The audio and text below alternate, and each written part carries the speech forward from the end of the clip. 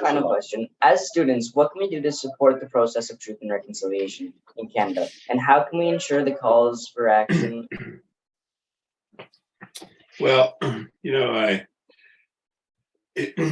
always say that the important thing, I think, for you to is to try to understand the true history of what went on in this country, and I realize that people don't like reading anymore, and people don't like looking at long reports. But I highly recommend the report of the TRC.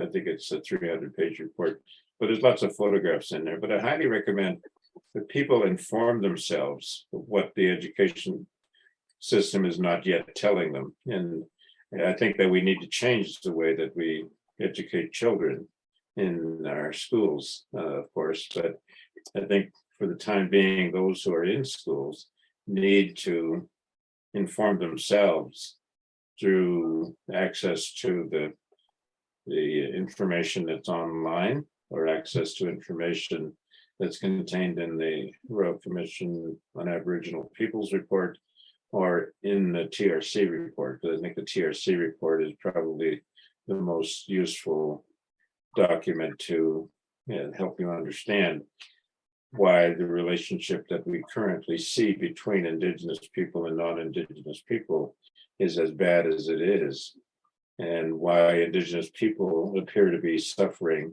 as much as they do.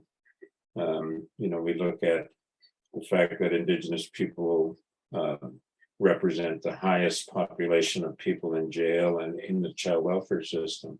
Well, why is that? It's not because they don't know how to raise their children. It's because the government has rendered their parenting rights to such a low that the child welfare system more easily can intervene with Indigenous people, because their poverty levels are incredibly high. They are usually almost always facing unemployment in their lives. There's often alcohol and drinking problems in the family somewhere.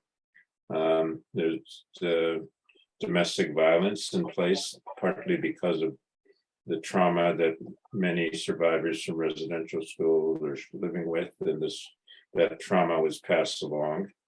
And understanding how trauma moves from generation to generation through the science of epigenetics is important, I think, for us to appreciate. But just understanding how trauma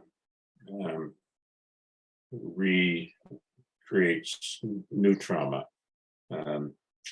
is important, because then that helps us understand what can we do about stopping the cycle of trauma. The homelessness that's created out there is because the government refused to build homes on Indian reserves until the 1960s. So it's only been since about 1974 that they started to establish an Indigenous housing program. And so in the meantime, Indigenous people were living in inadequate shelters to begin with. And that was because the government wanted to force them off the reserves and into urban areas. And many didn't want to move into the cities, of course, or into urban areas. And so as a result, they stayed in inadequate housing.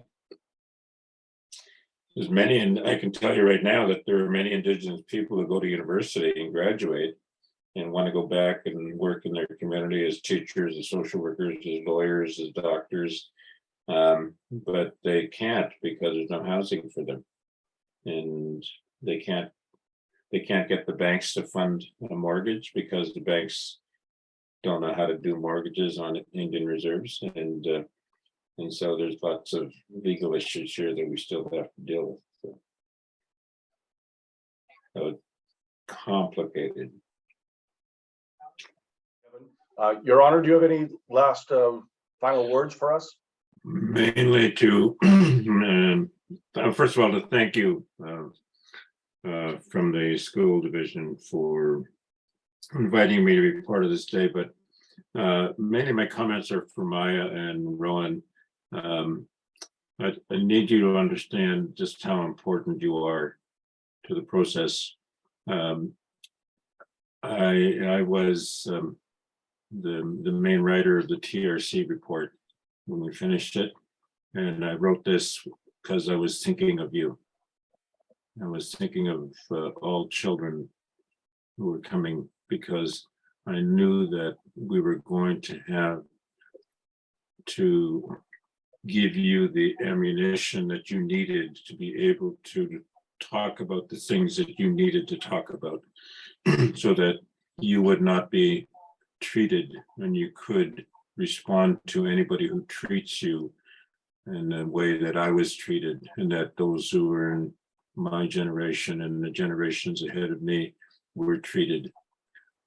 Now you know, and you have the ammunition. When we were writing the report, I remember the writing team asked me, what's the purpose of this report? What are we going to try to achieve? And my response was always, we are writing this report in order to arm the reasonable people of this country. But more importantly, we are writing it for the future generations of Indigenous youth who can use it to, if necessary, bash people on the side of the head and say, read this, this is important. All right.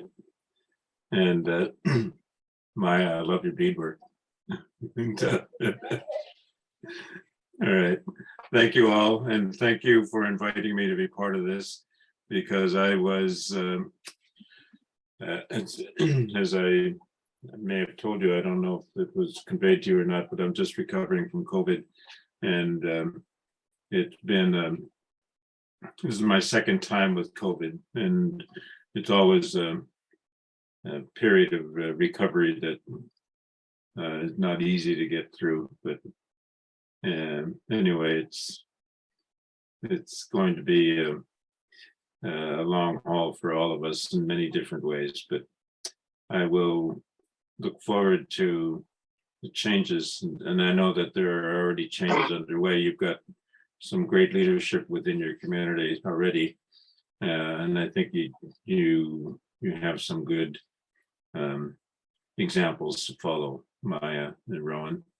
And thank you for also being brave enough to come on screen. Incidentally, I know that if they had asked me when I was at your age, I would not have done this. First of all, I don't look good on camera, I don't think. There you go.